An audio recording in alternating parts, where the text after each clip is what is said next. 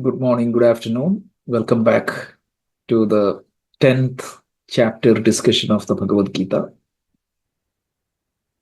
We covered up to Shloka 10 last week. So we will do a 5 minutes recap and then we will cover 11, 12, and 13 today. And then we can go a little bit faster from next week onwards. So this chapter is known as Vibhuti Yoga. The glory, Ishvara's glory. How, by looking at the universe, one can recognize Ishvara. And from that recognition of the Ishvara, by looking at his or her glory, and from that understanding, how we can develop that devotion to Ishvara. Devotion means we are not talking about that sakama karma which we talked about earlier, but when you understand that everything is Ishvara, I was telling you the other last week, when you see a beautiful painting somebody is doing, whenever you hear somebody singing nice song, and whenever performing some beautiful dance, you understand that that skill come from Ishvara. And when you see a beautiful sunrise, when you see a beautiful flower, or when you see like whatever it is, southern lights or any phenomena in the universe, through that phenomena you are seeing the glory of Ishvara. It's so important. When you read a science book, when you try to understand how the heart functions or how your nervous system functions, when you look at that intelligence in each of these aspects, you realize that, oh my God, the how it got designed, how it is maintained, how it is governed is a miracle. And you cannot but appreciate that glory of the Ishvara. And when you start appreciating that glory of the Ishvara, you try to see that Ishvara from that limited deity you see in a temple or an altar to the Vishwarupa or the Virat Rupa of the Ishvara. And this is what is the Vishwarupa Darshana, which is going to come in the next, next chapter, in fact. So, the glory of the Ishvara is what is the topic of this chapter. So, Shloka 1 to 3, Krishna gave a quick introduction of this chapter. In fact, without being asked, usually Arjuna asks a question and Krishna responds. Here, without being asked, he was ready to teach Arjuna because the type of interactions he had with the chapter 9 and chapter 8 and chapter 7 actually kindled the inspiration or inspired the teacher in Krishna. And we always say when the students are good, they ask good questions, they are engaged, they always attend the class and very, very good. The teacher that brings the best out of the teacher. So like that, Krishna started without being asked, he started teaching Arjuna. And he said, I am teaching you for what? Out of sheer love for you.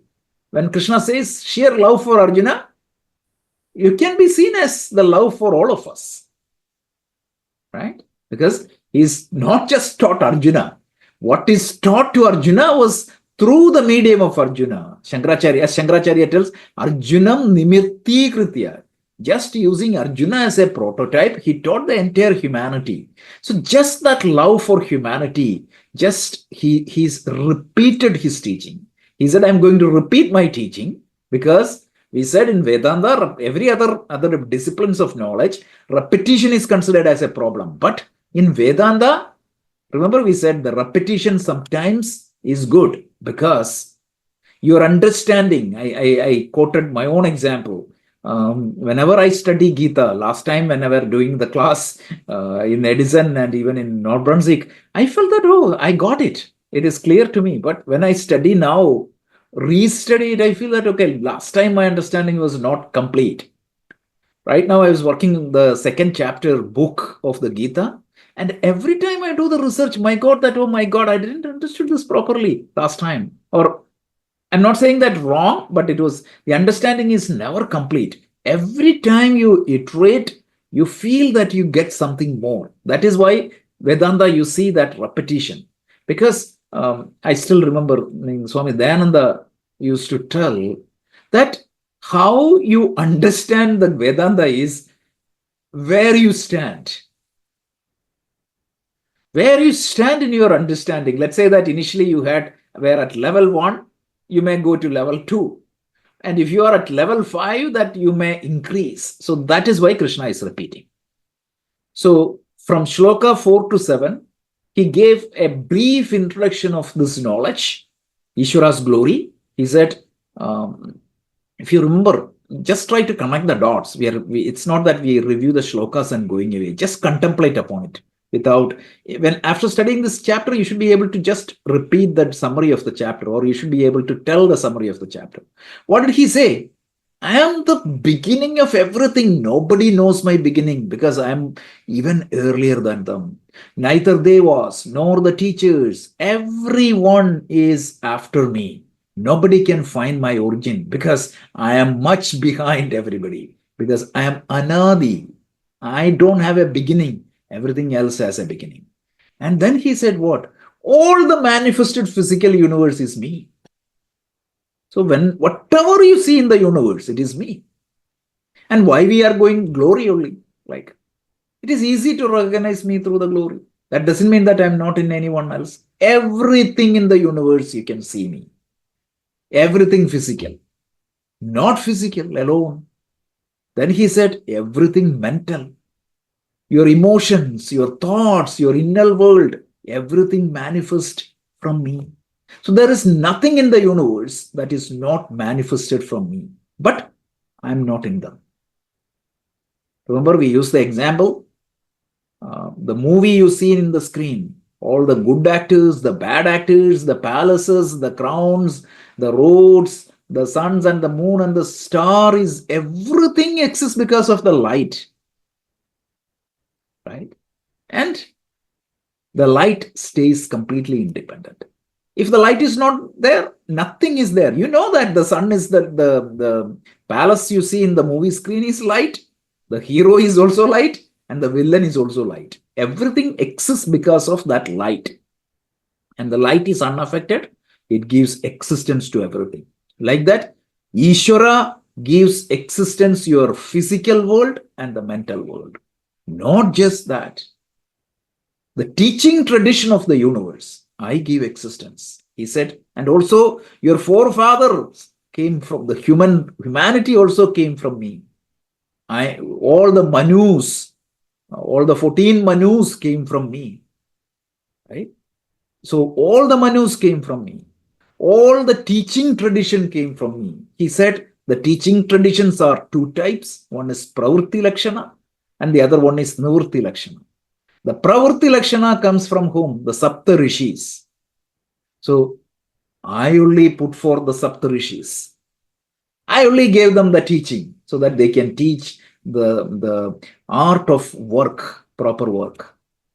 Not that work alone is not good enough to lead an efficient life. You need to have the inner knowledge seeking, the path of renunciation also. So I manifested the 4 Kumaras, Sanat Kumara, Sanaka, Sanandana, Sanatana. They taught the path of renunciation and meditation and the contemplation and the spiritual path. So these 2 combination makes a human being who he is and make him live an ideal life. So these 2 came from me, he says. Right? And then what happened? From Shloka 8, Krishna started giving the nature of the Virat devotees. Remember, we said the devotions are of 3 types. Initially, you start with Eka Rupa Upasana. So you see God in a particular form and you worship that God with a particular set of rules. Vishnu, you see him as a deity confined to Vaikuntha or Lord Shiva in Kailasha. Each one has their own specific form, name, rituals, everything is different. So that is the beginning form of worship. And what type of bhakti you will have? You will have Sakama Bhakti, right? Sakama Bhakti. Why do I worship Ishvara? I don't care much about Ishvara. I care about myself. I care about my family. So why I worship Ishvara? I worship Ishvara as a means for gaining my artha and kama. Right? I get sick, I pray to Ishvara. I want a promotion, I pray to Ishvara. I want job security, I pray to Ishvara. Or I want a child, or I want a welfare for the family, or I want to this or that or that. 95% of the prayer in the world is like that. When you evolve from that Ekarupa Bhakti, you, instead of seeking material destination, right, material goals, you shift your goals slightly. It's only a slight difference. What is the highest goal? Mukhya Lakshya, Mukhya Artha or Mukhya Lakshya? Or what is your Gauna Lakshya? Mukhya Lakshya means, let's say that I'm going from here to India. I'm going from New York to Trivandrum or Delhi, whatever it is. On the way, I am getting down in Dubai and doing some shopping. What is my primary goal? Reaching Trivandrum and attending a wedding, or doing some shopping in Dubai? Mukhya Lakshya is going to Trivandrum and attend that wedding. Now what happens? Some people take the Gauna Lakshya as their Mukhya Lakshya. I gave another example also in the previous classes when we were studying. See, I wanted to be a good professional. That is my one big goal. Or I wanted to be a good student. I wanted to score highest in my class. But I love watching movie. If I put watching movie as the first goal and passing the exam as the second goal, that is not a good intelligent choice. If I put meaning passing the exam as the first goal and then align the secondary goal with that, that is the intelligent way of living. And this is not religion saying, even the management theory says that. Keep your goal as high as possible and align everything else like that. You cannot keep your lower goal as the highest priority. You have to keep the highest goal as the highest priority. So when a devotee evolves, when your bhakti matures, when you start developing that type of attitude, your goal has shifted from the material object to a highest object, which is Ishvara. Because why am I seeking material pleasure?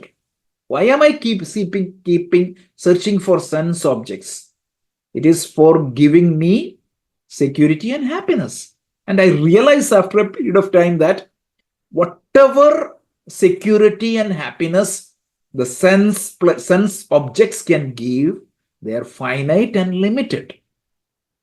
So instead, if I get connected with that Ishvara, I get that peace that passes all understanding, if I borrow Jesus' words. So that is what I want to seek. And along with that, when I live in this world, I need the material objects. I need a house, I need a good job, I need a family, everything. So I align that goals with that highest goal. That doesn't mean that I'm dropping the other goals and running away. So when God becomes that final destination, my attitude towards God changes, right? Earlier, God is for my life. And then when I change that attitude, my life is God for the God. And that is the life that is going to make you strong, make you efficient, make you happy. So such a time, Krishna says this Ekarupa Bhakti can be moved up to the Vishwarupa Bhakti or the Virat Rupa Bhakti. So you try to see that Ishvara in every form of the universe. So that is what we have seen. And let me just quickly recap what we covered in the last week. So we covered Shloka 8. So Shloka 8, Krishna says, Ishvara, I am the source of everything. He is the everything you see in the universe, it is him. So when you understand that, Ishvara is everything. As I said, when you see a beautiful painting, you just forget yourself and you immediately, earlier, you say that, okay, it came from a limited intellect. Now you see that it is not just came from, it's not a product of that limited intellect.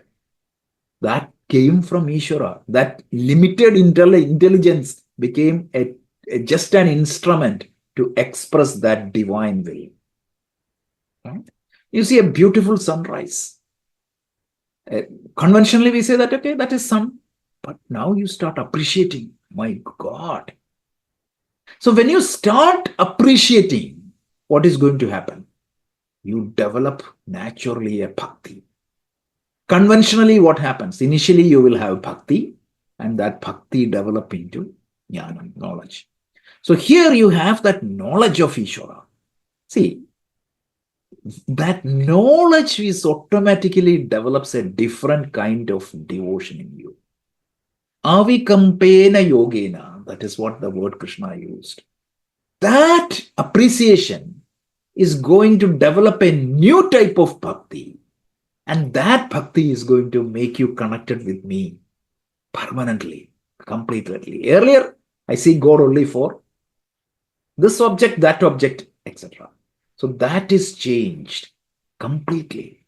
A bhakti is developed from that appreciation, and from that appreciation, you develop that bhakti, and that bhakti is going to lead you to the ultimate knowledge. So this is what we have seen. And then in Shloka 10, Krishna said one more thing. See, when you develop that type of bhakti, right? A bhakti born out of that knowledge, by seeing the glories of Ishvara, you develop a certain knowledge. And from that knowledge, you develop a bhakti, a devotion, a faith, and understanding of that universal intelligence. That bhakti, when you have, I bless you. I develop that intelligence in you. I make sure that you get that knowledge. So you're going to gain that grace. This is the promise of Ishvara, Krishna. So don't think that when you take one step, Ishvara will take you two more steps easily. So how you can see that grace? You will be exposed to the teaching. You will be exposed to the situation which is conducive for your teaching. And you will see that when you study, you will understand these things. Sometimes, like, you will wonder, right? How do we even got exposed to these teachings? Each one of us sitting here, it is some grace is there. Otherwise, look at hundreds of thousands of people. They don't care about Gita or anything or the highest knowledge. So this is what Krishna's promises. So let's continue now. We go to Shloka 11. So we saw 8, 9, 10. So now we chant Shloka 11 and we'll go from there. Okay, let me play the recording. It is Shloka 11.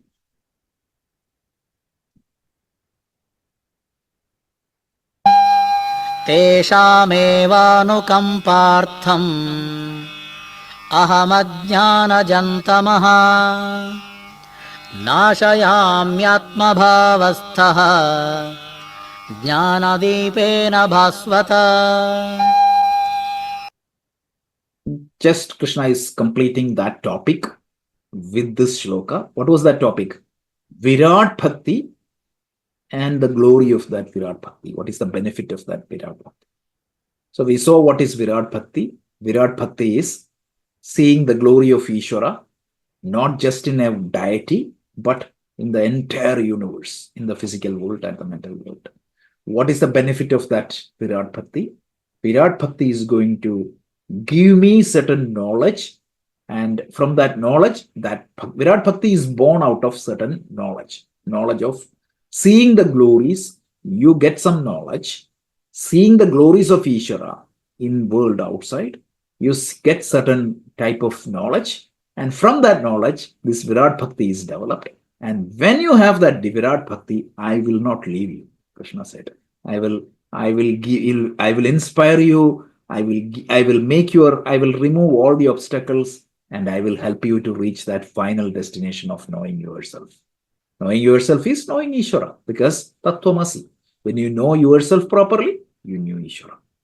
So in the shloka, he continues to elaborate on that same point. He says, Tesha Tesham Anukampa Artham.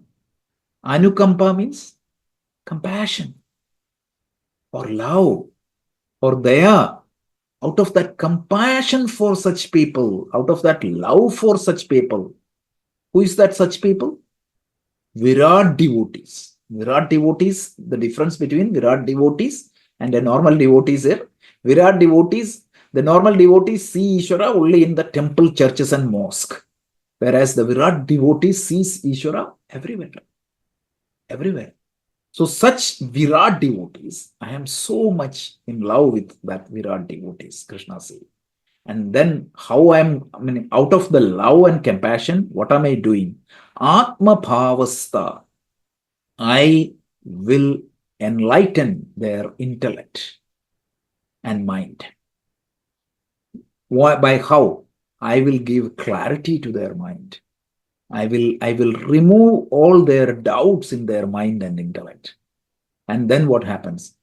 Destroy all the darkness born of ignorance. Ajnana jam tama. Oh, what is that ignorance we are talking here?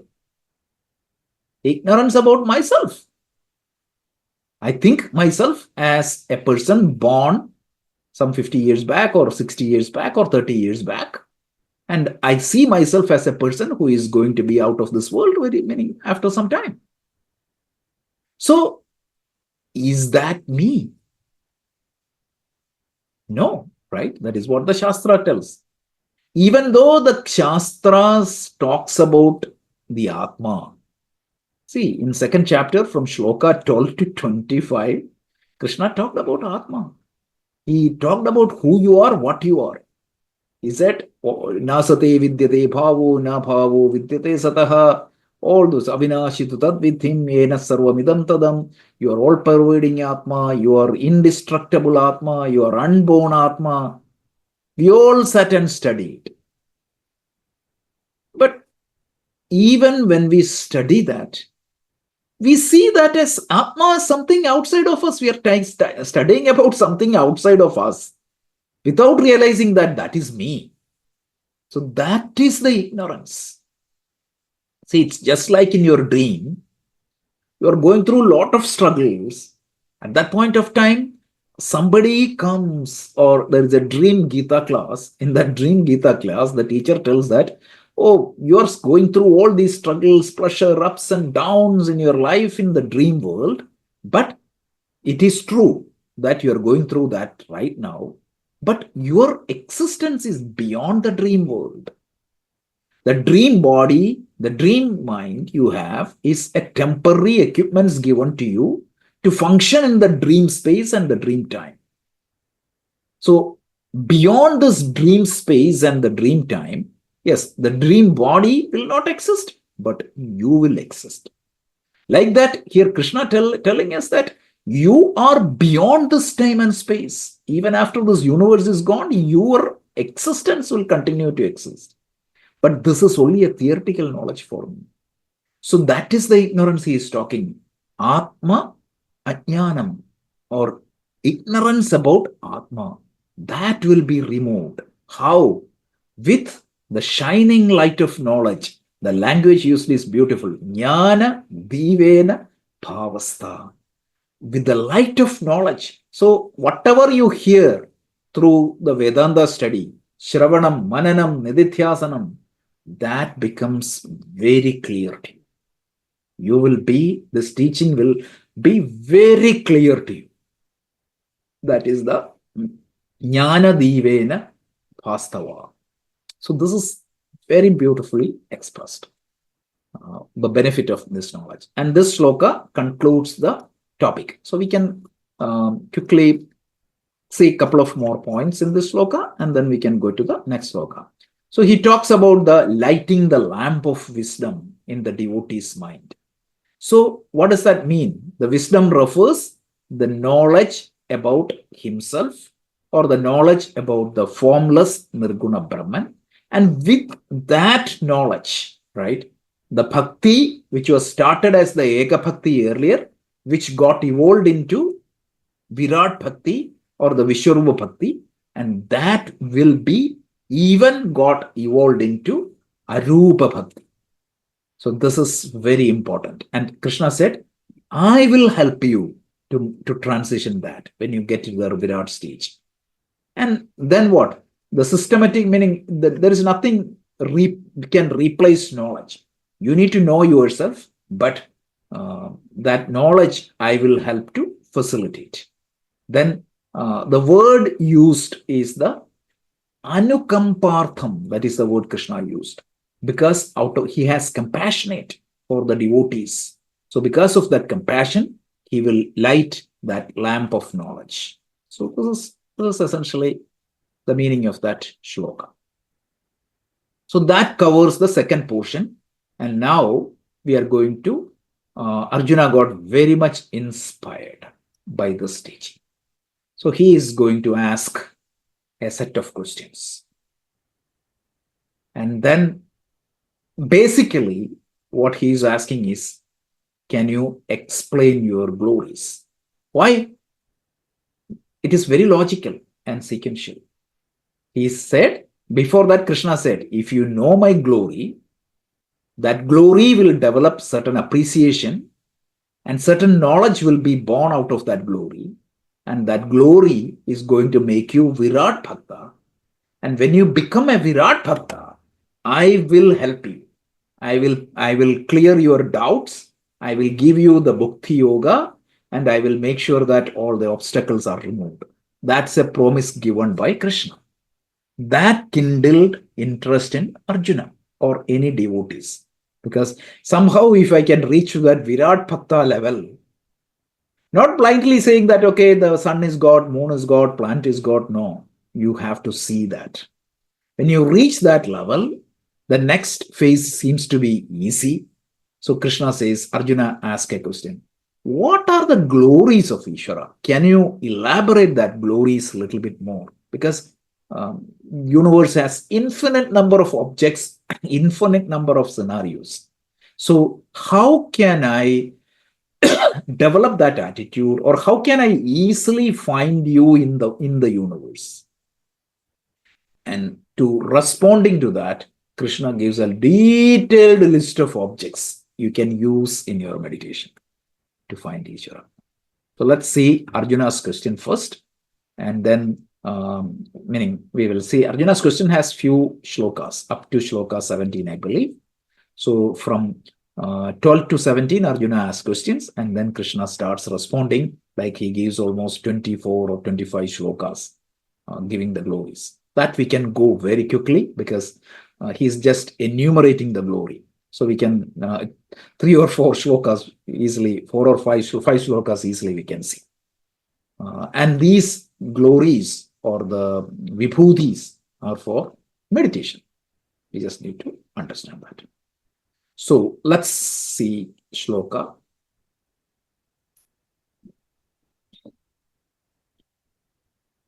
Uh, 12 and 13 together. So we will see.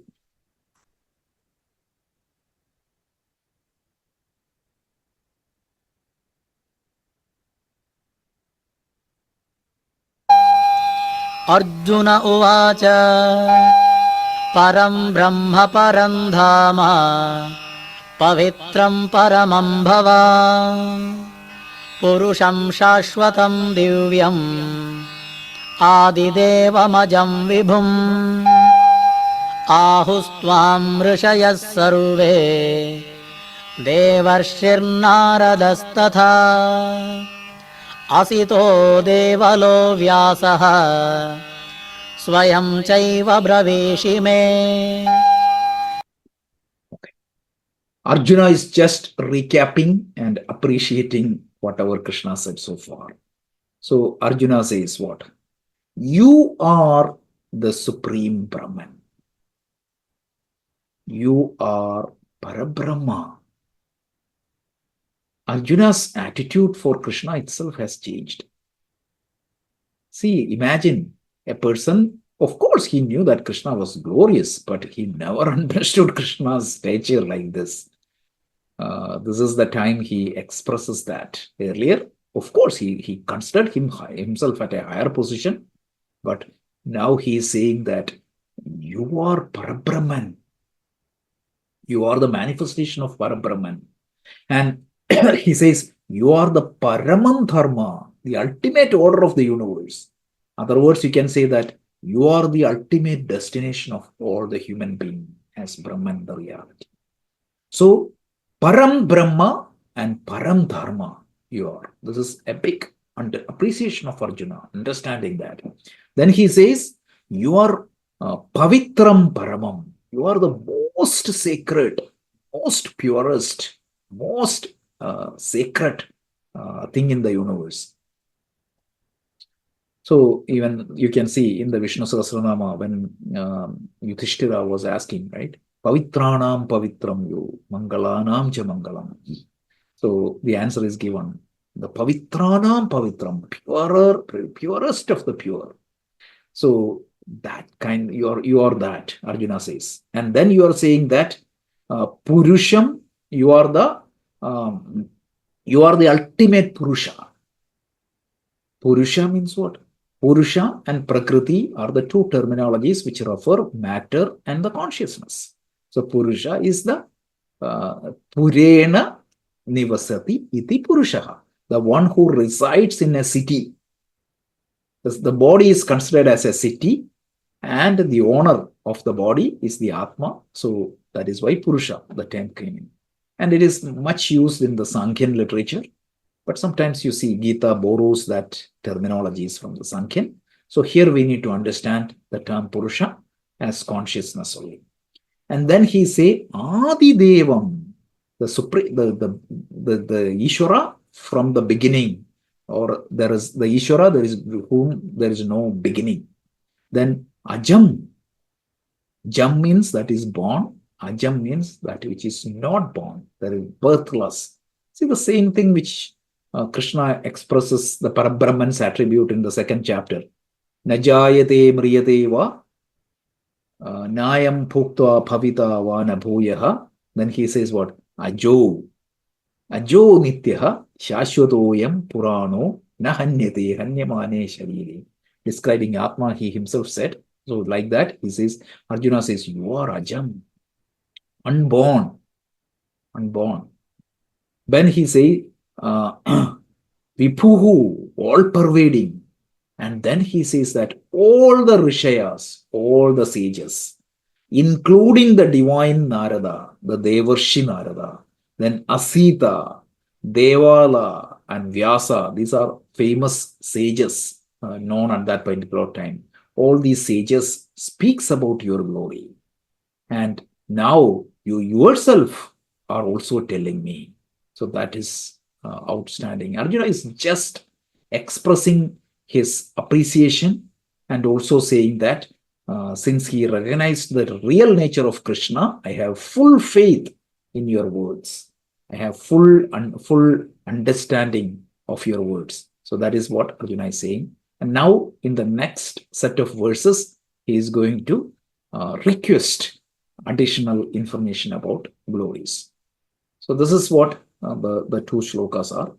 So we covered 3 shlokas. Let's do a quick recap and then we will open up for any Q&A.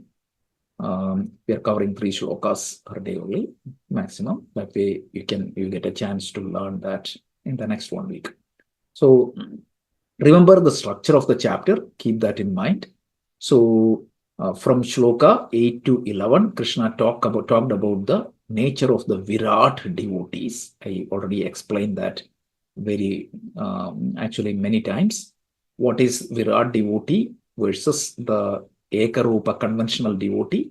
The conventional devotee sees God only in temple, churches, and mosques. Virat devotee sees that Ishvara everywhere.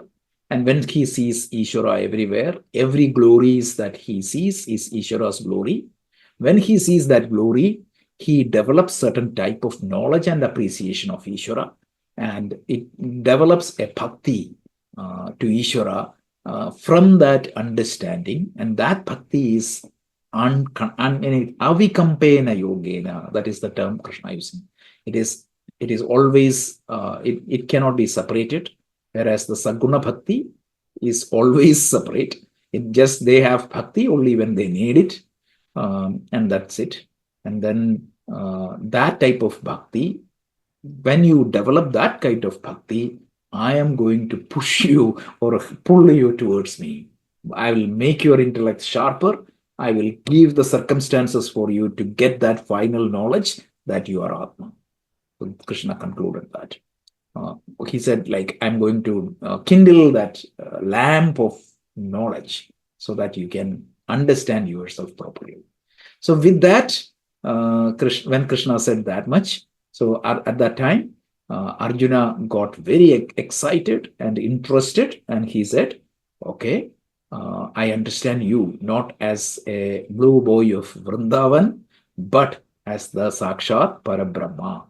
And you are the Parabrahma, you are the Param Dharma, and you are the Pavitranam Pavitram, you are the most supreme sacred one, and you are the Adi Purusha, and you are Adi Deva, and you are unborn and eternal.